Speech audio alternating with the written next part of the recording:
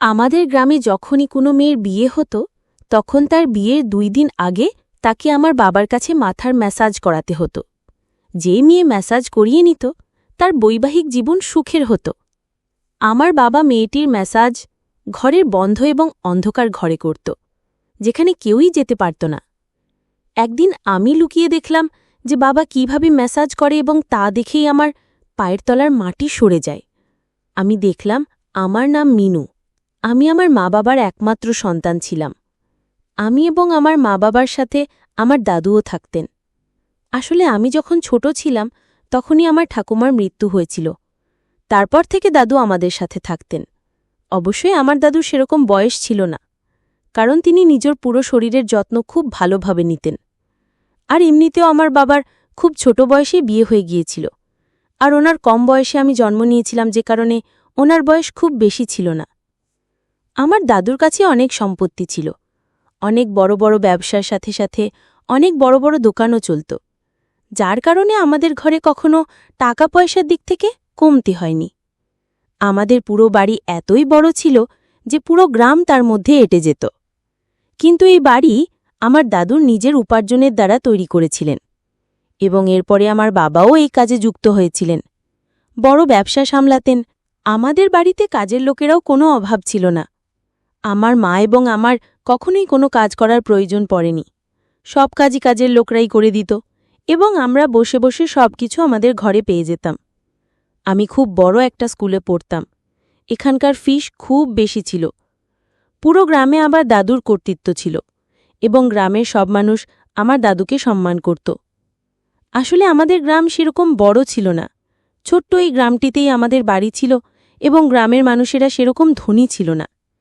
কিন্তু আমাদের যে ব্যবসা চলত তা শহরেই ছিল, এবং এই কারণেই আমার বাবার শহরে যাতায়াত লেগেই থাকত।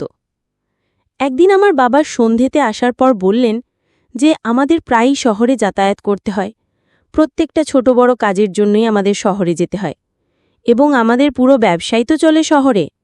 এজন্য আমরা না হয় একটা বড় বাড়ি শহরে বানিয়ে সেখানে থাকি। কিন্তু আমার দাদু এই সিদ্ধান্তের সম্পূর্ণ বিরোধিতা করলেন এবং বললেন যে আমরা শহরে যাব না। এই বাড়িটি হলো আমাদের পৈতৃক বাড়ি, এবং আমি আমার রক্ত জল করা পরিশ্রম দিয়েই বাড়িটি তৈরি করেছি। আমি কোনো মতেই এই বাড়ি ছেড়ে দূরে কোথাও যাব না। তখন বাবাকে দাদুর কথা মানতে হয়েছিল, এবং দাদু যাই সিদ্ধান্ত নিতেন বাবা বিনা প্রতিবাদে ওনার সব কথাকে সমর্থন করতেন।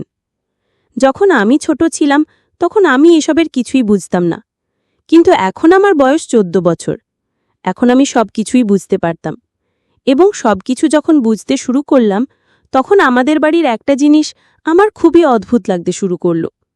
আসলে আমাদের গ্রামে একটা প্রথা ছিল যে যখনই কোনো মেয়ের বিয়ে হতো তখন তার বিয়ের ২ দিন আগে তাকে আমাদের বাড়িতে দেখে যাওয়া হতো, এবং আমার বাবা তাকে একটা বন্ধ ঘরে নিয়ে গিয়ে তার ম্যাসাজ করত। তার পুরো জীবন আনন্দময় হতো, এবং তার বৈবাহিক জীবনও সুখের হতো। যদি কোনো মেয়ে আমার বাবার কাছে মেসেজ না করত তাহলে তার জীবন সুখের হতো না, এবং তার বিবাহিত জীবনে কোনো না কোনো সমস্যা লেগেই থাকত।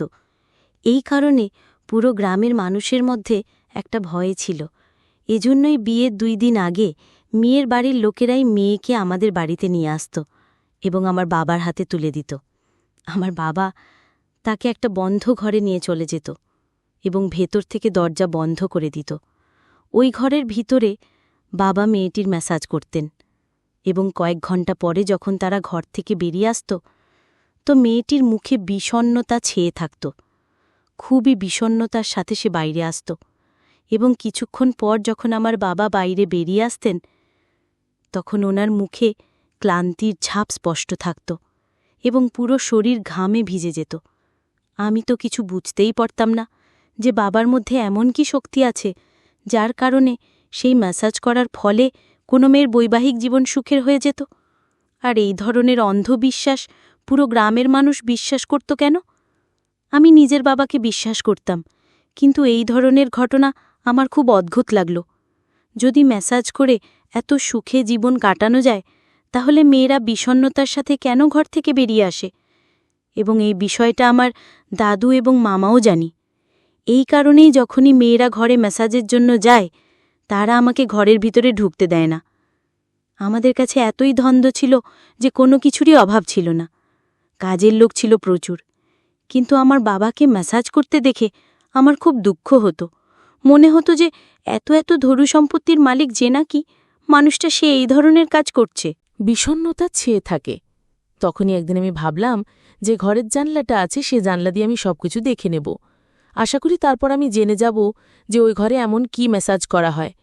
এই ভাবনা চিন্তার পরই একদিন আমি দেখলাম যে আমাদের গ্রামে কিছুটা দূরে একটা বাড়িতে অবস্থিত একটি মেয়ের বিয়ে ঠিক হয়েছে এবং তার বিয়ে হতে আর 5 দিন বাকি আছে। যখনই মেয়েটির বিয়ে 2 দিন বাকি ছিল, তখন তার বাবা তাকে আমাদের বাড়িতে নিয়ে এলেন এবং বললেন, আজ রাতে এর ম্যাসাজ করে দেবেন যাতে পরবর্তী জীবন সুখের হয়, তার বৈবাহিক জীবনে যেন কোনো ধরনের সমস্যার সম্মুখীন শোনা হয় এবং তার পরবর্তী জীবনটা যেন সে আনন্দে কাটাতে পারে। তখন আমার বাবা হাসতে হাসতে তাকে ভিতরে নিয়ে গেলেন এবং তাকে পান করিয়ে বললেন যে আপনি ঘরের ভিতরে চলুন, আমি আসছি। এটিকে ঘরে নিয়ে বাবা ভিতর থেকে দরজা বন্ধ করে দিলেন এবং আমি ঠিক এই মুহূর্তেরই অপেক্ষা করছিলাম। তখন তারা ঘরের ভিতরে চলে যাবেন এবং আমি জানলা দিয়ে ঘরের ভিতরের দৃশ্য দেখব। তখন আমি জানলার কাছে গেলাম এবং এর মধ্যে আমি পিছন থেকে একজন ডাক শুনলাম এবং দেখলাম যে আমার মা আমার পিছনে দাঁড়িয়ে আছেন। আমার মা আজ অবধি আমার সাথে কখনো এরকম খারাপ আচরণ করেননি বা উঁচু গলায় কথা বলেননি। উনি সবসময় আমার সব ভুল উপেক্ষা করেছেন এবং আমার সব কথা শুনেছেন। উনি কখনো আমাকে বকাচোকা পর্যন্ত করেননি, কিন্তু আজ মা আমাকে এত বাজেভাবে বকা দিলেন যেন আমি কারোর ফোনই করে ফেলেছি এবং এর ফলে আমি জানলা দিয়ে কিছুই দেখতে পেলাম না।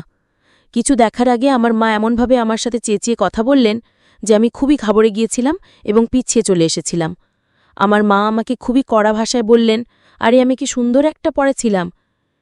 এরপরে যদি আমি এই ধরনের কোনো কাজ করি তাহলে উনি বাবার সাথে কথা বলে আমাকে হোস্টেলে পাঠিয়ে দেবেন।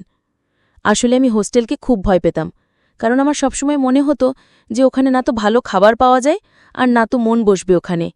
এই কারণে আমি বাড়ি থেকে দূরে কোথাও যেতে চাইতাম না। কিন্তু আমার মা যেরকম একটা কথা বলে দিলেন এবং এর ফলে আমার মনে আরও ভয় বসে গেল, আর আমি হস্টেল না যাওয়ার জন্য মায়ের সামনে হাত জোড় করে বললাম যে আমি এই ধরনের কাজ আর কখনো করব না, আপনি দয়া করে বাবাকে কিছু বলবেন না। তখন আমার মা আমার মাথায় হাত রাখলেন এবং বললেন যে তোমার বাবা যখন মেয়ের ম্যাসাজ করেন তখন ওনাকে কেউ দেখুক এই জিনিসটা একদমই পছন্দ করেন না, এমনকি এই অধিকার আমাকেও দেননি। তুমি তো এসব দেখতে চাও কোন সাহসে? তুমি নিজের কাজ নিয়ে সবসময় ব্যস্ত থাকবে। তখন আমি মাকে বললাম যে আমি আর কখনো দেখতে চাইব না। এটা বলি আমি আমার নিজের ঘরে চলে এসেছিলাম, কিন্তু এরপরে আমার মনে এই কথাটা সবসময় চলছিল যে মা আমার সাথে এরকম ব্যবহার কখনো করেনি, কিন্তু আজ উনি আমার সঙ্গে এরকম ব্যবহার কেন করলেন? আসলে ব্যাপারটা কি? আমি যদি এটা মেনেও নিই যে মাসাজ হয়, তাহলে ওনার এমন মাসাজ হয় কেউ ঘরের আশেপাশেও করতে পারবে না। আর যদি ওনার মাসাজের এতই সততা থাকে, তাহলে তিনি এরকম নিষেধাজ্ঞা আরোপ কেন করেন? এরপরে তো আমার মনে নানা রকমের প্রশ্ন আসতে থাকে। আমি চেয়েও সেসব প্রশ্নের উত্তর নিজের মনকে দিতে পারিনি। আমরা সারাদিন শুধু এটাই মনে হতো, যেভাবেই হোক এই প্রশ্নের উত্তরগুলো আমাকে খুঁজে বের করতে হবে। তখনই আমার মনে হলো যে যখনই মেয়েটির বিয়ে হবে তখন তো আমরা যাব, তখন না হয় ওই মেয়েটির থেকে জিজ্ঞেস করে নেব যে আসলে হয়টা কি। 2 দিন পর মেয়েটির বিয়েতে আমাদের আমন্ত্রণ জানানো হয়েছিল এবং আমরা সবাই তার বিয়েতে গিয়েছিলাম। যখন আমি মেয়েটিকে তার ঘরে একা পেলাম, আমি গিয়ে বললাম, দিদি আমার বাবা আপনাকে এমন কি মাসাজ করেছিলেন যাতে আপনার মুখ এরকম বিষণ্ণতায় ভরে গিয়েছিল? তখন এই মেয়েটি নিজের মুখ ঘুরিয়ে নিল এবং আমাকে কিছুই বলার প্রয়োজন মনে করল না। আমি অনেকক্ষণ ধরে তার সাথে কথা বলার চেষ্টা করছিলাম, কিন্তু মেয়েটি আমাকে কিছু বলা তো দূর, নিজের মুখ পর্যন্ত খুলতে চাইনি। তখন আমি দুঃখিত তার ঘর থেকে বেরিয়ে এলাম। আমি কিছুই বুঝতে পারছিলাম না যে আমি আমার প্রশ্নের উত্তরগুলো কিভাবে পাব। হয়তো তখন আমার মনে সন্দেহ দানা বাঁধতে শুরু করল যে নিশ্চয়ই আমার বাবা ওই মেয়েগুলোর সাথে কোনো খারাপ কাজ করে, না হলে মেয়েরা মাসাজ করতে গিয়ে এত দুঃখী হয়ে কেন বেরিয়ে আসে। কিন্তু আমি এসব প্রশ্নের উত্তর কাকেই বা জিজ্ঞেস করতাম? যেদিন আমি এসব দেখার চেষ্টা করেছিলাম সেদিন মা আমাকে বারণ করে দিলেন। এখন তো আমি দেখতে পারবো না জানালার বাইরে থেকে, আর বাবাকে জিজ্ঞেস করা তো প্রশ্নই ওঠে না। এরপর আমি যত বড় হতে লাগলাম, বাবার এই কাজের জন্য ওনার প্রতি আমার দিনের পর দিন ঘৃণা বেড়ে যেতে লাগলো। আমার মন শুধু এটাই বলতো যে আমার বাবা মাসাজের নাম করে মেয়েদের সাথে জোর করেন, উনি মেয়েদের প্রতি সামান্য দয়া পর্যন্ত করেন না। এরপর আমি বাবাকে সম্পূর্ণ ঘৃণা করতে শুরু করেছিলাম। আমি তো এটাও স্বীকার করতে চাইতাম না যে উনি আমার বাবা। যেমনভাবে আমি ওনার সাথে ছোটবেলায় মিশেছি, নিজের সব কথা আমি ওনার সঙ্গে শেয়ার করেছি, কিন্তু এখন তো আমি ওনার সাথে কথা বলতে পছন্দ করি না। যখন আমার বাবা আমার সাথে কথা বলার চেষ্টা করতেন, তখনই কোনো না কোনো বাহানা বানিয়ে তার থেকে দূরে চলে যেতাম, কারণ আমি ওনাতে সম্পূর্ণভাবে ঘৃণা করতাম যে উনি মেয়েদের অসহায়তার সুযোগ নিতেন। এই গ্রামে অন্ধবিশ্বাস এমনভাবে জাঁকিয়ে বসেছিল যে তারা মনে করত আমার বাবার হাতে জাদু আছে, তো মেয়েদের মাসাজ করাতেই তাদের বৈবাহিক জীবন সুখের হয়ে যাচ্ছে, এবং এই রোগের কারণেই তারা নিজেদের মেয়েদের আমার বাবার এখানে ছেড়ে যায়, এবং আমার বাবা সেই সুযোগ নেই মেয়েদের সাথে না জানে কি করে, আর বেচারা মেয়েরা চেয়েও কিছু বলতে পারে না। আমি সবকিছু জানার জন্য এতটাই উদ্গ্রীব হয়ে পড়েছিলাম, আমি সিদ্ধান্ত নিয়ে ফেলেছিলাম যে আমাকে জানতে হবে যে আসলে সেই মেয়েদের সাথে ঠিক কি হয়। তখন আমি ভেবে ফেললাম যে ঘরে না হয় আমি লুকিয়ে বসে থাকব এবং সব গোপনীয়তা সম্বন্ধে জেনে নেব। তখন এই সিদ্ধান্ত নিয়ে ফেলি যে এটাই করতে হবে। তখনই আমার মা বাবার ভয়ে আমার মনে এলো যে ওনারা যদি এসব জানতে পারেন তাহলে রেগে গিয়ে আমাকে হস্টেলে পাঠিয়ে দিলে তখন কি হবে, তখন আমি কি করব। কিন্তু আমার তখন এটা মনে হলো যে এরপরও তারা আমার সাথে যা খুশি করুন, যাই করুন না কেন, আসল সত্যিটা তো আমি জেনেই ছাড়ব, আমাকে সত্যিটা জানতেই হবে। আর যদি আমি সত্যিটা না জানতে পারি, না জানে বাবার কত মেয়ের সর্বনাশ করে ফেলবেন। এরপর এইসব ভেবেই এই প্ল্যান বানালাম যে এরপর যখন কোনো মেয়ের বিয়ে হবে তখন সে আমাদের বাড়িতে নিশ্চয়ই আসবে মাসাজের জন্য। সে ঘরে ঢোকার আগেই আমি তার ঘরে গিয়ে লুকিয়ে বসে থাকব, এবং তারপরে ঘরে যা হবে আমি নিজের চোখে সব দেখব, এবং বাবার এই নোংরা দিকটা আমি সকলের সামনে নিয়ে আসব। তখনই আমার মায়ের কথা মনে পড়ল যে মা বাবাকে কতটাই না বিশ্বাস করে মাসাজে যাতে কোনো ধরনের বিঘ্ন না ঘটে তার জন্য উনি আমাকে বকতেই পারেন, এবং এতটাই খেয়াল রাখেন যাতে সেই ঘরের আশেপাশেও কেউ না যায়। বিচারি আমার মা জানেই না যে বাবা মাসাজের নাম করে ঠিক কি করে। যেভাবে উনি নজর রাখেন যাতে ঘরের আশেপাশে কেউ না যায়, উনি তা জানেন না, উনি আসলে পাপ করছেন। আমি তো বরাবরই মেয়েদের পরিবারের কথা ভাবছিলাম, ওদের কি সামান্য বুদ্ধি নেই যে আমাদের ঘরে মেয়েদের মাসাজ করতে পাঠিয়ে দেয়? ওদের কি এইটুকু বুদ্ধিটুকুও নেই যে মাসাজের মাধ্যমে কারোর কখনো জীবন সুন্দর হয়ে উঠতে পারে না? জীবন তো সুন্দর হয় কপাল ভালো থাকলে, এবং যদি বাচ্চাদের ঠিকঠাক সংস্কার শেখানো যায়। এর সাথে মাসাজের কি সম্পর্ক? কিন্তু যাই হোক, সব মানুষদের তো আমি এসব বোঝাতে পারবো না, তাই আমি ভাবলাম যে আগে পুরো ঘটনাটা নিজে জেনে নিই যে আসলে ঘরের ভিতরে হয়টা কি। আমি ঘুমিয়ে পড়লাম এবং ভাবলাম যে এর পরের বারও আসল ঘটনাটা স্পষ্ট হয়ে যাবে, কিন্তু আমি এইটা ভাবতে পারিনি যে এত তাড়াতাড়ি সে এসে যাবে। সকালে উঠে আমি জানতে পারলাম যে আমাদের গ্রামে আরও একটি বিয়ে হবে, এবং মেয়েটি বিয়ের কথা পাকা হয়ে গেছে, আর তার বিয়ের আর মাত্র 10 দিন বাকি আছে। এরপর তো আমি আগ্রহের সঙ্গে অপেক্ষা করতে লাগলাম যে তার বিয়ের তারিখ এগিয়ে আসার জন্য, কারণ বিয়ের তারিখ এগিয়ে এলেই তাকে আমাদের বাড়িতে মাসাজের জন্য পাঠানো হবে। এর ফলে আমি আমার বাবার নোংরা দিকটা সম্বন্ধে জানতে পারবো, এবং সকলকে বাবার রহস্যের ব্যাপারে জানাতে পারবো, তো তাকে শাস্তি দেওয়াতে পারবো, আর বাবার প্রতি আমার মনে যে ঘৃণা রয়েছে সেটাও প্রকাশ করতে পারবো। যাই হোক, এই খুশিতেই আমি অপেক্ষা করতে লাগলাম যে মেয়েটি কবে আসবে আমাদের বাড়িতে ম্যাসাজ করানোর জন্য, এবং কখন আমি সবকিছু জানতে পারবো। দিনগুলো খুব তাড়াতাড়ি পেরিয়ে গেল, এবং মেয়েটির বাবা মেয়েটিকে আমাদের ঘরে ম্যাসাজের জন্য ঘরে ছেড়ে গেল। এবার তোমাকে সবকিছু সম্বন্ধে জানতে হবে। এর জন্য আমি আগে থেকেই প্ল্যান বানিয়ে নিয়েছিলাম। তোমাকে বললাম যে আজ আমার মাথায় খুব যন্ত্রণা করছে, এর জন্য আমি তাড়াতাড়ি শুতে চাই। মায়ের মনে হলো যে আমার তো সত্যিই শরীর খারাপ, তাই তিনি আমাকে ঔষধ দুধ দিয়ে চলে গেলেন। আমি ওই সব টাকা আমার পকেটে ভরলাম এবং দুধ খেয়ে নিজের ঘরে গেলাম। তারপর আমার বিছানার উপর বালিশগুলোকে সাজিয়ে রেখে তার উপর চাদর পেতে দিলাম, তাতে সবার মনে হয় যে আমি ঘুমাচ্ছি, এবং এই সুযোগে আমি চলে গেলাম। বাবা মেয়েটিকে নিয়ে ঘরের মধ্যে যাওয়ার আগেই আমি ঘরে চলে গেলাম এবং লুকিয়ে বসে পড়লাম। ঘরটি সুন্দর করে সাজানো গোছানো ছিল। তখনই আমার নজর পড়ল পেছনের দরজার দিকে। এর আগে আমি জানতামই না যে ঘরের পেছনে একটা দরজা আছে। কিন্তু যাই হোক, আমাকে ম্যাসাজের ব্যাপারে সবকিছু দেখতে হতো, তাই আমি আর ধৈর্য ধরে সেখানে বসে রইলাম। কিছুক্ষণ পরেই আমার বাবা মেয়েটিকে নিয়ে ঘরের ভিতরে এলেন।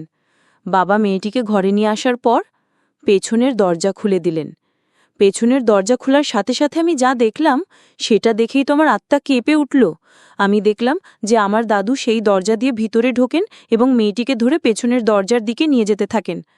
আমি আর ধৈর্য ধরে রাখতে পারলাম না, হঠাৎ আমি ঘরের বাইরে বেরিয়ে পড়লাম। আমাকে দেখে ওরা দুজনে ঘাবড়ে গেল এবং বাবা রেগে আমার দিকে তাকালো। তখনই আমি খুব জোরে জোরে চিৎকার করতে শুরু করলাম, এবং তার ফলে আমার মা ঘরের ভিতরে চলে গেলেন। তখন আমি মাকে বলে দিলাম যে আপনি জানেনও না এই মানুষগুলোর ভিতরে কি করে। আমার মা আমাকে চুপ করাতে করাতে বললেন যে উনি জানেন যে ঘরে কি হয়। তখন আমি বললাম যে আমি পুরো গ্রামের মানুষকে চিৎকার করে বলে দেব যদি আপনারা আমাকে সত্যিটা না বলেন। এরপর আমার বাবা মাথা নিচু করে দাঁড়িয়ে রইলেন, এবং তার চোখ থেকে টপটপ করে জল পড়ছিল। যে মেয়েটি মাসাজের জন্য এসেছিল সে দাদুর কাছে থেকে হাত ছাড়িয়ে দূরে দাঁড়িয়ে রইল, এবং পেছনের দরজা দিয়ে পালিয়ে গিয়ে সমগ্র গ্রামের মানুষকে জড়ো করে নিয়ে এলো। এরপর আমার দাদু নিচে মেঝেতে বসে পড়লেন এবং চোখে জল এনে বলতে লাগলেন যে সবাই আমাকে ক্ষমা করে দাও। এরপরে উনি আর কিছুই বললেন না। আসল ঘটনাটা কেউ কিছু বুঝতে পারছিল না। তখন আমার বাবা বলতে শুরু করলেন যে আসলে আমি কোনো ম্যাসাজ করি না। আমার বাবার এরকম স্বভাব, কোনো মেয়ের বিয়ের আগে তিনি তার সাথে সম্পর্ক করতে আগ্রহ রাখেন। তাই উনি প্ল্যান বানিয়েছিলেন যে পুরো গ্রামে এই রেওয়াজ তৈরি করা যায়, যাতে বিয়ের আগে মেয়েরা আমার কাছে ম্যাসাজ করায় তাদের জীবনে সুখ আনার জন্য। এরপরে উনি জোর জবরদস্তিভাবে আমাকে দিয়েই এই কাজটা করাতে থাকেন। আমি চেয়েও এই কাজটা বন্ধ করতে পারিনি। আমার বাবা সবসময় আমাকে বকে ধমকে বাধ্য করতেন যাতে আমি মেয়েদের ম্যাসাজের জন্য ঘরে নিয়ে আসি, এবং বাবা এরপর মেয়েদের ধরে পেছনের দরজা দিয়ে বাগানে নিয়ে গিয়ে তাদের সাথে সম্পর্ক তৈরি করতেন এবং ধমকে সকলকে চুপ করিয়ে রাখতেন যাতে তারা এই ঘটনা কাউকে না বলে, তাহলে তিনি তাকে এবং তার পরিবারের সকলকে প্রাণে মেরে ফেলবেন। এরপর মেয়েটির যেখানে বিয়ে ঠিক হতো তাদেরকে প্রচুর সম্পত্তি দিতেন যাতে তারা মেয়েটিকে সবসময় খুশি রাখে। এই কারণে সব গ্রামবাসীর মনে হতো যে ম্যাসাজ করানোর ফলেই মেয়েটি এত খুশি হয়েছে। আসল কথা হলো প্রচুর ধন সম্পত্তি দেওয়ার ফলেই মেয়েটি খুশি থাকত। বিয়ের পরে মেয়েদের সাথে সম্পর্ক তৈরি করে বাবা নিজেকে সন্তুষ্ট করতেন। এই সব কিছু জানার পর তো আমার পায়ের তলা থেকে মাটি খসে পড়ল। আমি তো আমার বাবাকে ঘৃণা করছিলাম, কিন্তু আসলে উনি বাধ্য ছিলেন। আমার দাদু এই ধরনের কাজ কিভাবে করতে পারে? এখন আমি ওনার জন্য লজ্জিত। এরপর আমি কিছু না বলে সোজো আমার ঘরে চলে আসি এবং কান্না করতে লাগি। আমার মনে হয় যে মেয়েদের বাইরে গিয়ে সুরক্ষার কথা বলা হয় সব জায়গায়, কিন্তু যখন নিজের ঘরের মধ্যেই রাক্ষস জন্ম নেয় তখন মেয়েদের বাইরে গিয়ে সুরক্ষার কী বা প্রয়োজন? বন্ধুরা, আজকের ভিডিওটি এখানেই শেষ করলাম। অনেক কষ্ট করে ভিডিওটি আপনাদের জন্য বানিয়েছি। যদি ভিডিওটি আপনাদের ভালো লেগে থাকে তাহলে একটা লাইক করবেন এবং চ্যানেলটি সাবস্ক্রাইব করবেন। এই আশা ব্যক্ত রেখে আপনাদের কাছ থেকে বিদায় নিচ্ছি আমি। দেখা হবে আগামীকালের নতুন কোনো ভিডিওতে। সেই পর্যন্ত সবাই ভালো থাকুন, সুস্থ থাকুন। ধন্যবাদ।